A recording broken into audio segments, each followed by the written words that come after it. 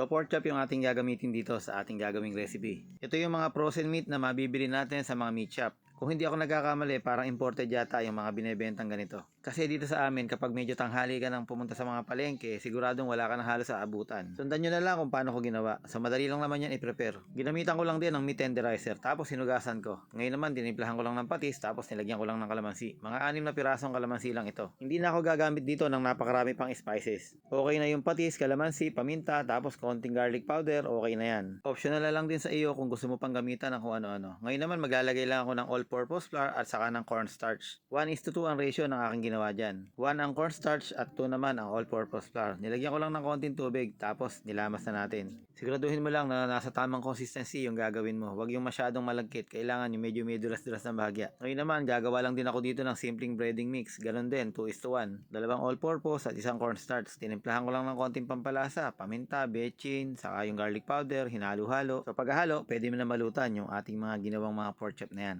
Bali, isang beses lang ha. Isang beses mo lang siyang babalutan ng harina. Hindi na yung paulit-ulit, basa, tuyo, hindi na, ganun lang. Tapos, rekta na tayo sa mainit na mantika. Dahil medyo maliit lang yung ginagamit ko na kawali ngayon, 2 piraso lang muna at a time. So habang nakasalang, gagawa muna ako ng simpleng sausawan. Suka, tapos lagyan natin ng konting asin, lagyan natin ng asukal, paminta, haluin natin, tapos lagyan natin ng mga sibuyas. Mas marami, mas maganda. Tapos lagyan mo lang ng sili, bahala ka na kung gaano kaanghang ang gusto mo. Halu-haluin mo lang, okay na yan. Kapag ganito naman ang itsura, yung halos wala nang pumipisik-pisik, hanguin mo na, malutong na yan. Tapos, tigiman time na.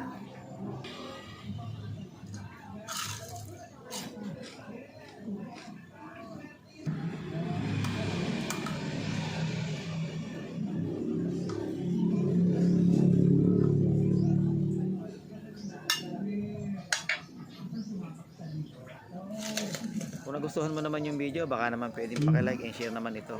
Para lagi kang updated, pindutin mo yung follow, tapos pindutin mo rin yung favorites. Maraming salamat sa inyo. God bless you po.